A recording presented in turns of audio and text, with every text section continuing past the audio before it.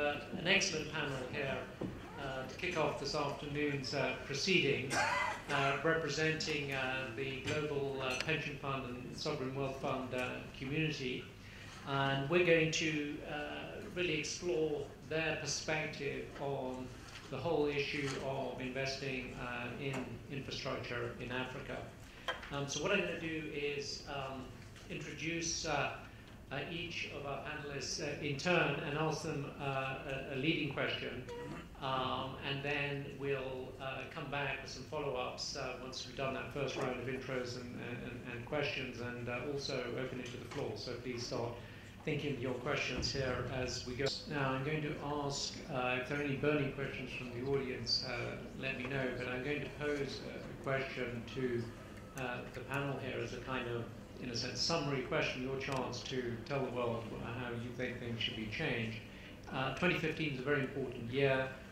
We've got the Sustainable Development Goals are going to be enacted or approved by the UN General Assembly in September. I think SDG 9 specifically has to do with infrastructure.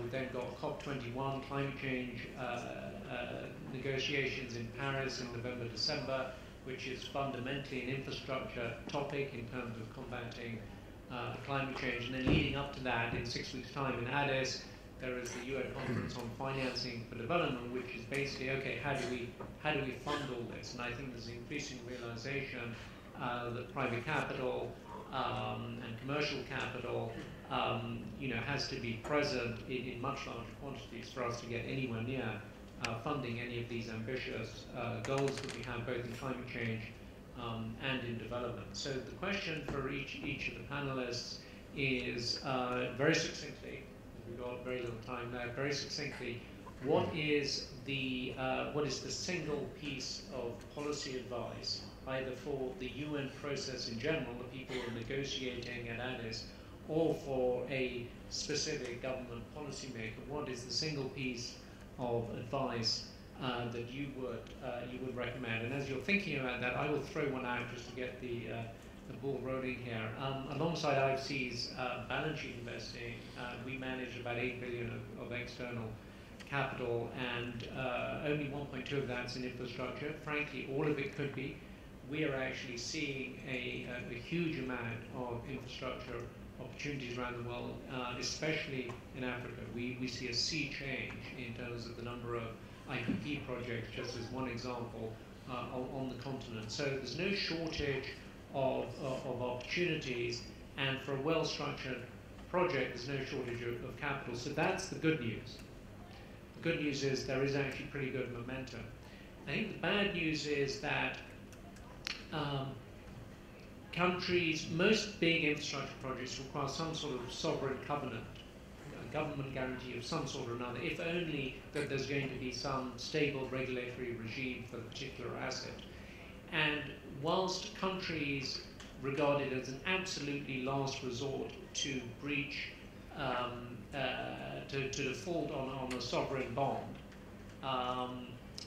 it seems to be a much lower threshold when it comes to changing the terms of a regulatory regime that has a very specific, effectively a default-like impact on an infrastructure project. And this applies both in developed and developing countries. So we have sovereign credit ratings that have done a very good job of motivating countries to do whatever it needs to get a better sovereign credit rating, and that rating itself has then led to a lot of money being available to invest in sovereign bonds. We've seen a lot of countries tap the sovereign bond market and very low spreads, thus proving that with a credit rating of X, you can actually genuinely reduce your borrowing costs. We don't have the equivalent when it comes to infrastructure.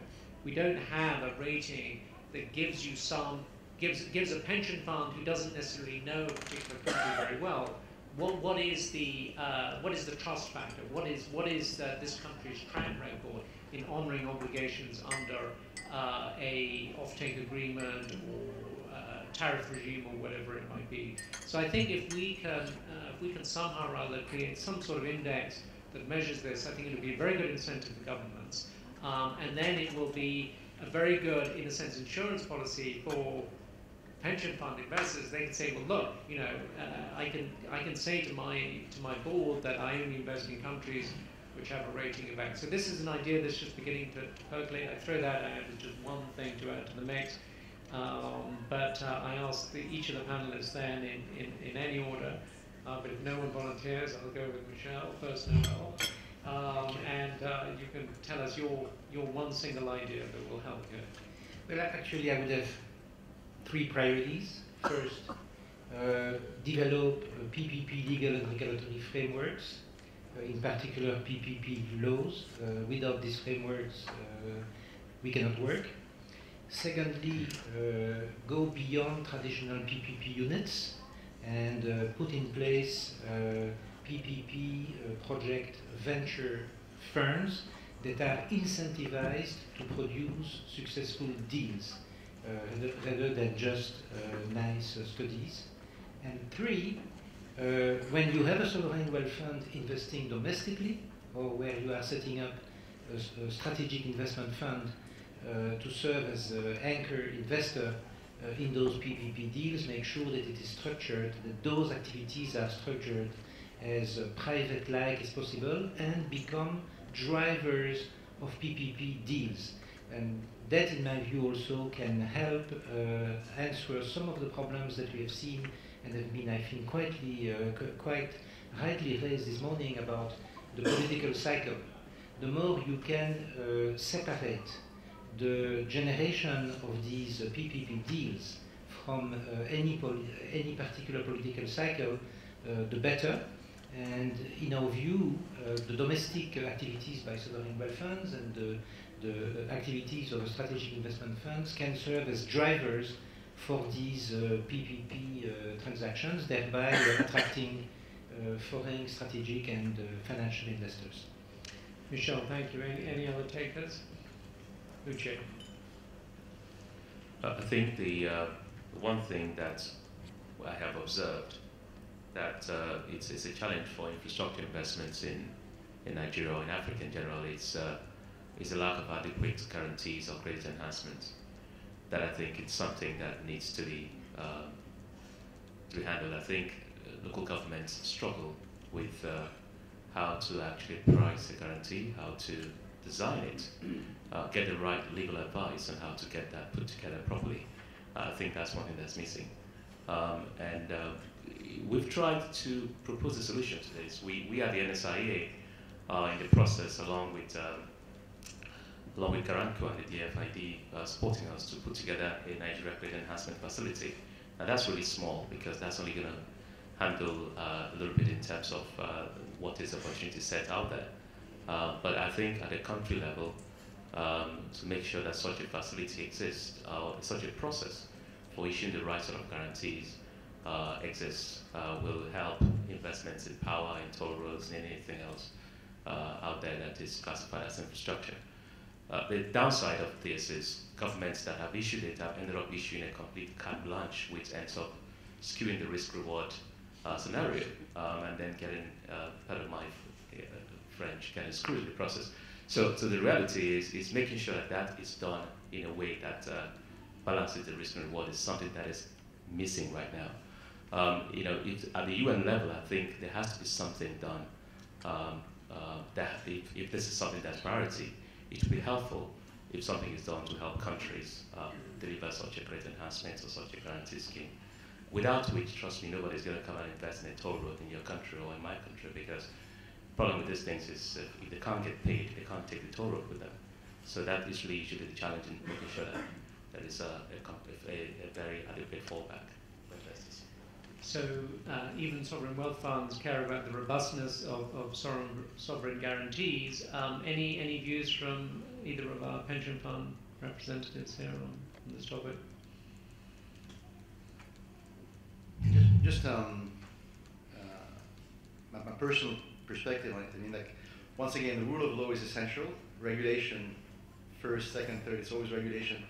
Judiciary independence, that's key. But beyond that, there is the culture. And I think the national culture or the media culture.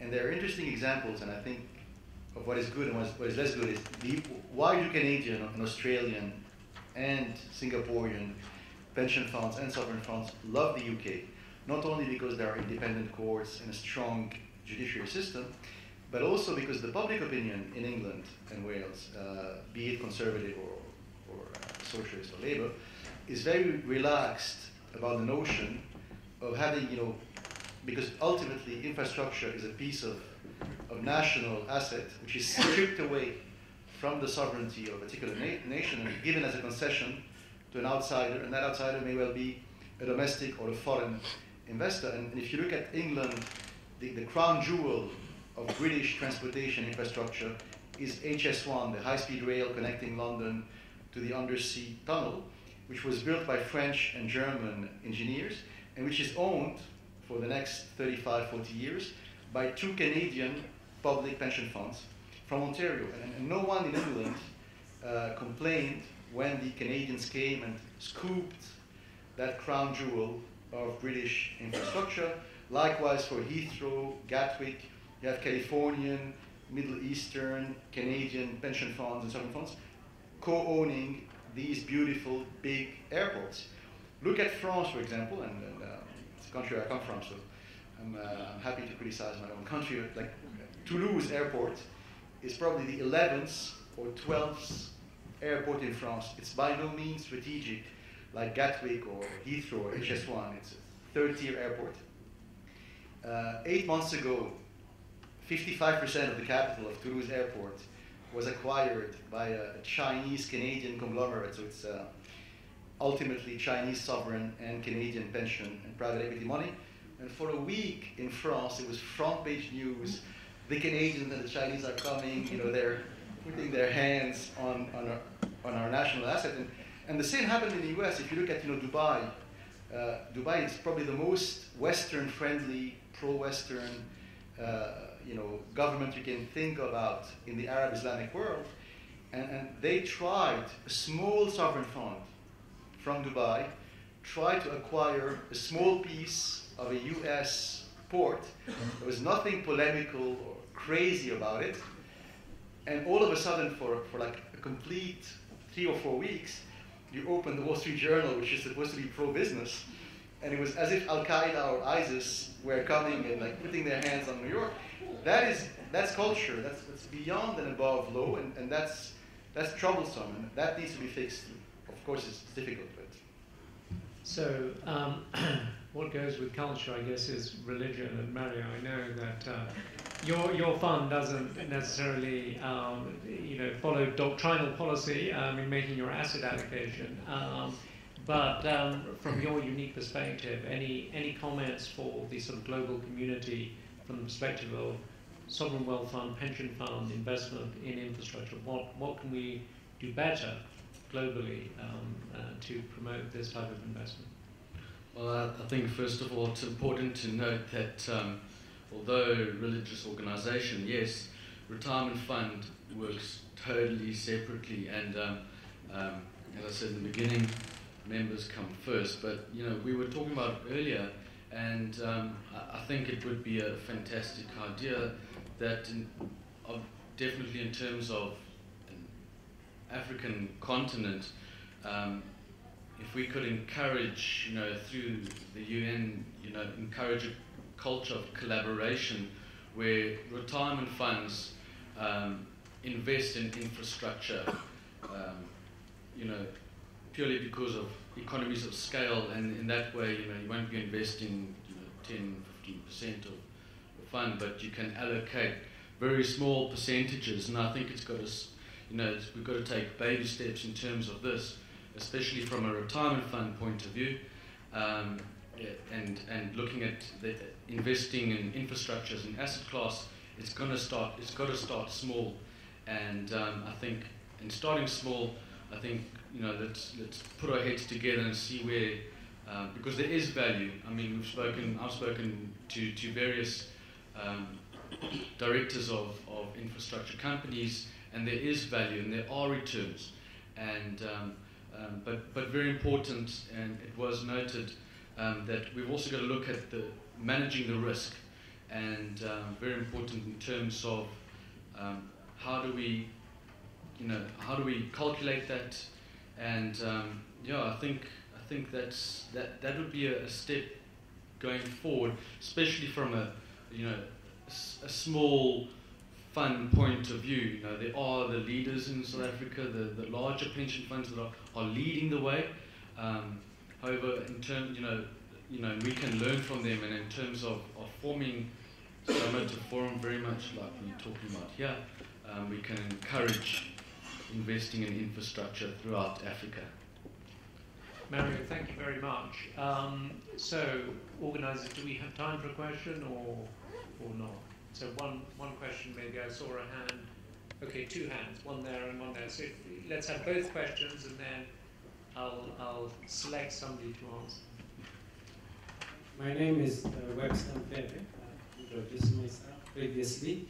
I do want to make an observation from the African perspective, given that from the presentation of Michel, that as fund managers they are prepared to invest in the development of industry and SMMEs, and this resonates with our view as Africans that infrastructure development in Africa should not only leave behind physical infrastructure, but must also seek to advance national development goals, including local industrialization, skills development, job creation, and regional economic integration.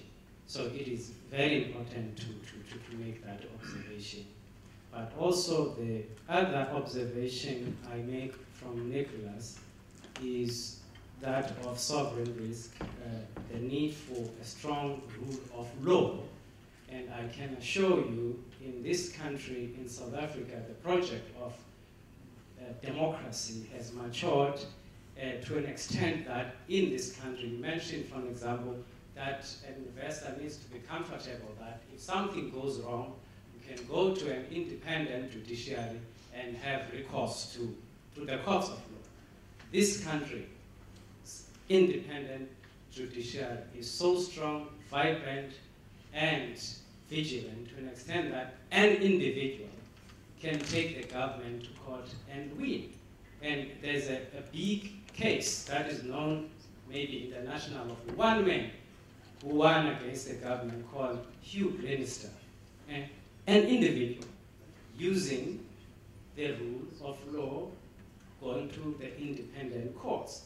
And I want to assure investors who want to invest in infrastructure in South Africa that the rule of law in this country is very strong.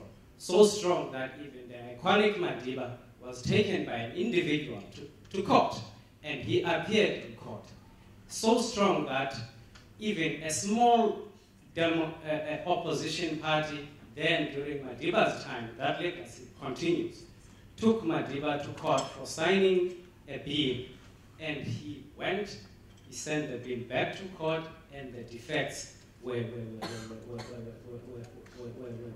rectified. This is the only country in the whole world, never anywhere in the world would you have a situation where an acting president of the country is from an opposition party. Where Mangosuthu Buthelezi was an acting president, attacked Lesotho during his time and other things. It cannot happen anywhere. It's because of the confidence of South Africans in the democracy that has been fought for very hard. Come and invest in South Africa. Webster, we've got to Thank you. Okay, thank you very much. So one final question. Yeah, I'm sorry. I've got. Was that fellow? Yes, there. Okay. Just quick, Kashif Isaacs from Emergence Investment Managers. Two very brief comments. So one, infrastructure has the ability to leave a transformational legacy. And there's some very interesting projects in the South African pipeline, like Saldanha Port expansion locally, where that type of legacy can be enabled. And then secondly, if you look at globally, in the more mature markets like Australia, US and Canada, pension fund allocations to infrastructure is north of 5%, in some markets up to 8%. In the South African market, it's currently it's below 1%. So there's significant headroom for pension funds to participate more actively in the infrastructure space. Thank